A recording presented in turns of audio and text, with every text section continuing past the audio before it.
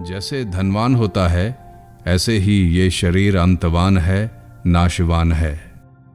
परंतु जो सब जगह परिपूर्ण अविनाशी है, उसको मुख्यता न देकर विनाशी को मुख्यता दे रहे हैं, यहां गलती होती है। हमसे मूल भूल क्या होती है?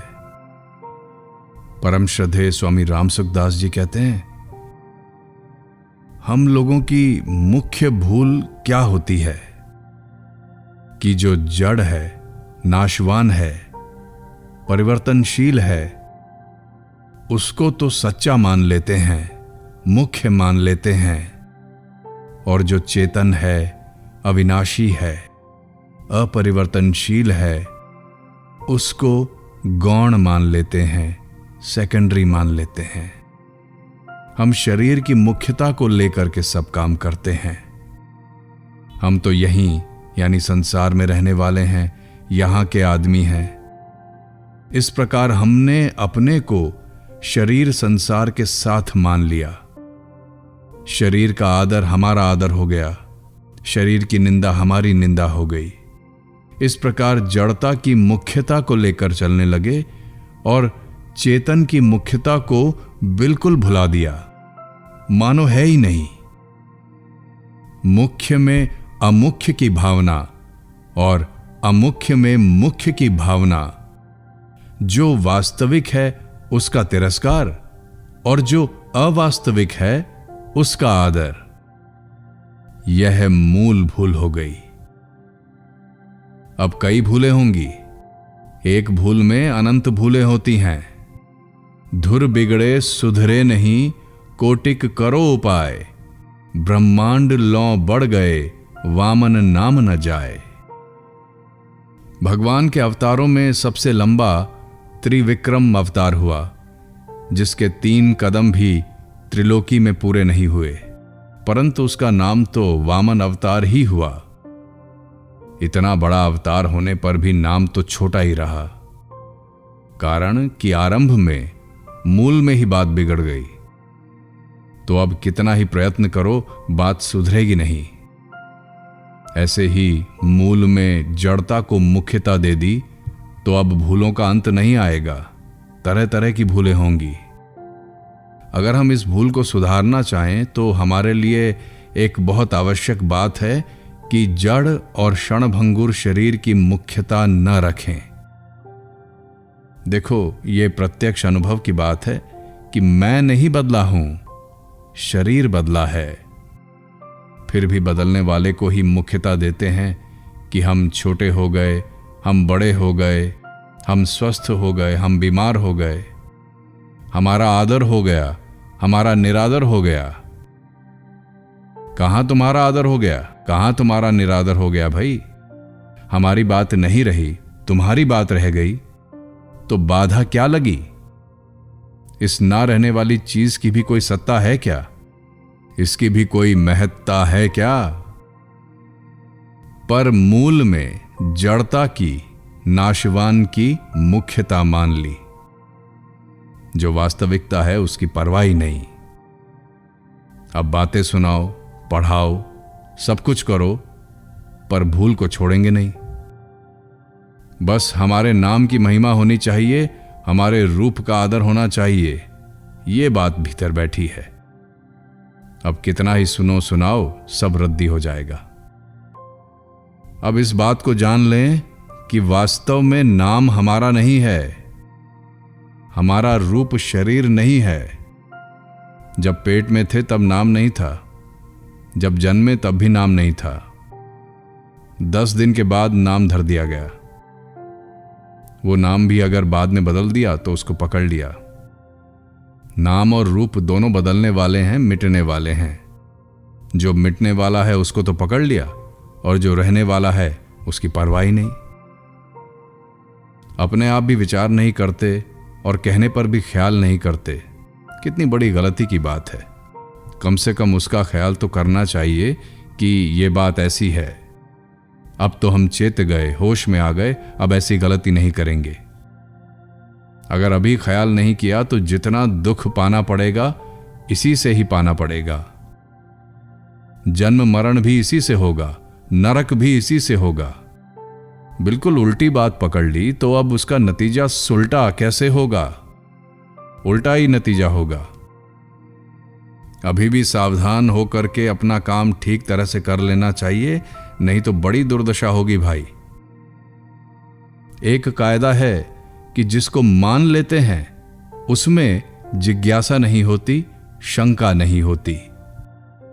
वहां यह बात उत्पन्न ही नहीं होती कि यह क्या चीज है। अतः मानना ही हो तो भगवान को मान लो। मानने के बाद फिर शंका मत करो, संदेह मत करो। जैसे ब्याह हो गया तो हो गया बस। अब उसमें कभी भी शंका नहीं, संदेह नहीं होता, जिज्ञासा नहीं होती। जैसे बोध हो जाने पर अज्ञान नहीं होता, ऐसे ही मान लेने पर मानना उल्टा नहीं होता। मानना और जानना दोनों रास्ते स्वतंत्र हैं। मानना परमात्मा को है और जानना स्वरूप को तथा संसार को है। ये तीन बातें बड़े ध्यान देने की हैं कि हमारे पास जितनी चीजें हैं वे पहले हमारी नहीं थी, पीछे हमारी नहीं रहेंगी और इस समय भी हमारे से हर पल अलग हो रही हैं।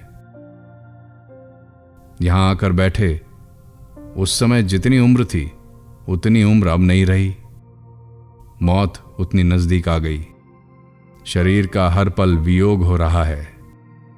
भगवान ने गीता के अध्याय 2 में कहा है, अंतवंत इमे देहा, अर्थात ये शरीर अंत वाले हैं। जैसे धनवान होता है ऐसे ही ये शरीर अंतवान है, नाशवान है। परंतु जो सब जगह परिपूर्ण अविनाशी है, उसको मुख्यता न देकर विनाशी को मुख्यता दे रहे हैं। यहां गलती होती है। इसका सुधार कर लिया जाए तो सब सुधर जाएगा। मुख्यता स्वयं की रहनी चाहिए। मुक्ति भी स्वयं की होती है, शरीर की नहीं।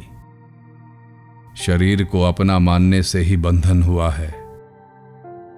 उल्टा मान लिया, यही बंधन है। अतः चाहे सुलटा मान लो, चाहे ठीक तरह से जान लो कि बंधन क्या है, मुक्ति क्या है, फिर काम ठीक हो जाएगा। उल्टा मान लेते हो और जानते हो नहीं, यही गलती है। एक मिश्री के पहाड़ पर रहने वाली कीड़ी यानी चींटी थी और एक नमक के पहाड़ पर रहने वाली। मिश्री के पहाड़ वाली कीड़ी ने दूसरी कीड़ी से कहा कि तू यहां क्या करती है, मेरे साथ चल, मिठास तो हमारे वहां है। नमक के पहाड़ वाली कीड़ी बोली कि क्या वहां इससे भी बढ़िया मिठास है? दूसरी कीड़ी बोली कि कैसी बातें करती है, बढ़िया घटिया की बात तो तब हो जब यहां मिठास हो। यहां मिठास है ही नहीं, यहां तो बिल्कुल उल्टी बात है। फिर वो नमक के पहाड़ वाली कीड़ी को, चींटी को अपने वहां ले गई और बोली कि देख यहां कितनी मिठास है। नमक के पहाड़ वाली कीड़ी बोली कि मुझको तो कोई फर्क नहीं दिखता, तुम कहती हो तो मैं हां में हां मिला दूं, पर मुझको तो वैसा ही स्वाद आ रहा है। मिश्री के पहाड़ वाली कीड़ी को बड़ा आश्चर्य हुआ कि बात क्या है। उसने ध्यान से देखा तो पता चला कि नमक के पहाड़ वाली कीड़ी ने अपने मुख में नमक की डली पकड़ी हुई है। अब दूसरा स्वाद आए ही कैसे? उसने कहा कि नमक की डली को मुख से निकाल, फिर देख इसका स्वाद। उसने नमक की डली मुंह से निकालकर मिश्री को चखा तो बस उसी के साथ चिपक गई। मिश्री के पहाड़ वाली कीड़ी ने पूछा कि बता कैसा स्वाद है? तो वो नमक वाली कीड़ी बोली, हल्ला मत कर, चुप हो जा। ऐसे ही आप सब बातें सुनते हैं पर नमक की डली को पकड़े रहते हैं कि शरीर सच्चा है, शरीर का मान अपमान सच्चा है, शरीर का आराम सच्चा है, शरीर का सुख अच्छा है आदि। इस बात को इतनी जोर से पकड़े रहते हो कि कहीं ये ढीली न पड़ जाए, कहीं ये मान्यता शिथिल न पड़ जाए। ऐसी सावधानी रखते हुए सत्संग करते हैं।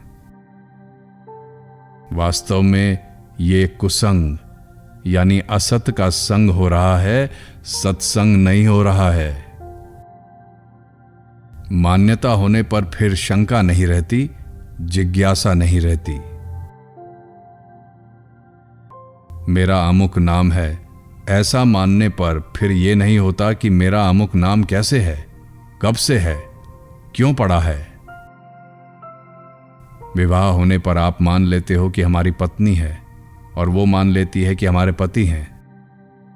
पति क्यों हैं, कैसे हैं, कब से हैं, कितने दिन रहने वाले हैं, ऐसा कोई विचार पैदा ही नहीं होता। इसी तरह मैं शरीर हूं, यह मान्यता दृढ़ कर ली है, तो अब मान, बड़ाई, आदर, निरादर आदि जो कुछ है वह हमारा कैसे हो रहा है, यह शंका ही नहीं होती। जब बनावटी बात को मानने से यह दशा होती है, तो फिर भगवान हमारे हैं और हम भगवान के हैं, इस वास्तविक बात को दृढ़ता से मान लो तो निहाल हो जाओ। अगर अब भी सावधानी हो जाए तो बड़ी अच्छी बात है, नहीं तो यह सावधानी कब होगी। उत्पत्ति विनाशशील वस्तु ही क्रिया साध्य होती है और उसी की प्राप्ति में समय लगता है। तत्व प्राप्ति में समय नहीं लगता, क्योंकि तत्व क्रिया साध्य नहीं है, वह तो अपने आप सिद्ध है। सीधी बात है कि शरीर बार बार जन्मता मरता है और स्वयं वही का वही रहता है। भूतग्रामः स एवायम् भूत्वा भूत्वा प्रलीयते। गीता अध्याय 8। स एवायम् स्वयं है और भूत्वा भूत्वा प्रलीयते शरीर है। जो रहता है उसको तो मानते नहीं और जो जाता रहता है उसको मानते हैं।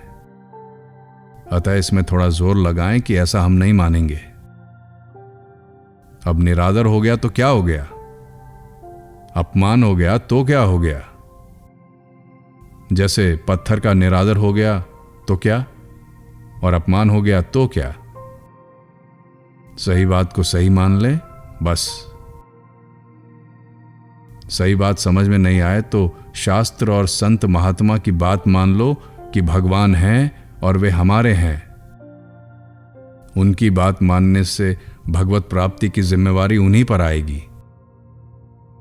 परंतु यदि उनकी बात नहीं मानोगे, उल्टी बात मानोगे, तो इसकी जिम्मेवारी आप पर आएगी, अर्थात इसका दंड आपको भोगना पड़ेगा। आप सिद्ध नहीं कर सकते कि शरीर मैं हूं। बड़े बड़े वैज्ञानिक भी यह बात सिद्ध नहीं कर सकते कि शरीर मैं हूं। उल्टी बात कैसे सिद्ध होगी। परंतु आपने उल्टी विपरीत बात को पकड़ रखा है। नाम, रूप, जाति, वर्ण, आश्रम, देश आदि को पकड़कर बैठे हैं। उसे छोड़ते नहीं, भले ही कोई कुछ कहे। कारण कि उस बात को मान लिया है और मान लेने के बाद जिज्ञासा होती ही नहीं। परमात्मा को न मानकर उस पर शंका करते हैं। वास्तव में यह मानने की चीज है, शंका करने की चीज नहीं है। शंका करनी हो तो संसार पर करो अथवा स्वयं अपने पर करो। ये दो ही जिज्ञासा के विषय हैं। परमात्मा को ना मानो तो फिर बिल्कुल मत मानो, और मानो तो फिर बिल्कुल मानो, परंतु उल्टी बात को मत मानो। जो प्रत्यक्ष में नाशवान है, टिकने वाली चीज नहीं है, जो पहले नहीं थी, पीछे नहीं रहेगी, वह बीच में कैसे हो गई। इस बात को ठीक समझ लो, फिर सब ठीक हो जाएगा।